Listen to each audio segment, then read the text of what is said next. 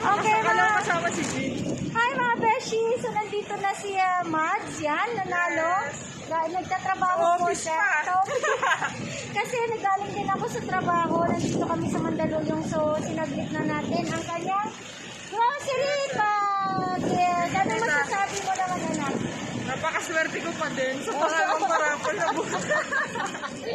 Napakaswerte mo. Diba? Ang swerte niya kasi yung iba. Tinawagan ako ni Jin nung una Liz, pong rapol. hindi ko siya masasama kasi nagsa work ako tapos diretso na. Si Liz sa work mo, hindi nanalo. Oo nga, dito eh. Ay, wala, si Lisa. Ay, nandito ang t-shirt Pero mo. tumawag siya tita, sabi sa akin ni Jin. Uy, nanalo ka ng 300 sa wala, nasa office ako. May 300 pa ba ba? Hindi, yun yung una, yun yung Ay, una, yung dito una. yung una. Na hindi ka na-present. Oo. Oo. Ang swerte mo pa dito. Naging grocery. Okay mga beshi, so nakuha na po yung panalo ni Animal. Diniliver pa ni Tito. Oo, syempre.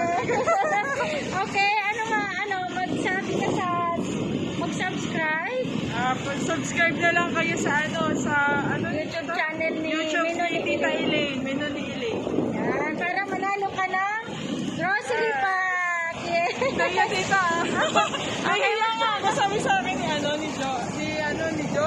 Sabi mo punta daw si Rina sa inyo, galo, nakakahiya. Okay mga beshi, so bye-bye na po at thank you and salamat po sa Subscribe lahat kayo, po ng mga subscribers at mga supporters ko po. I love you so much. Yan, nandiyan ang t-shirt mo. Thank you tita. Okay.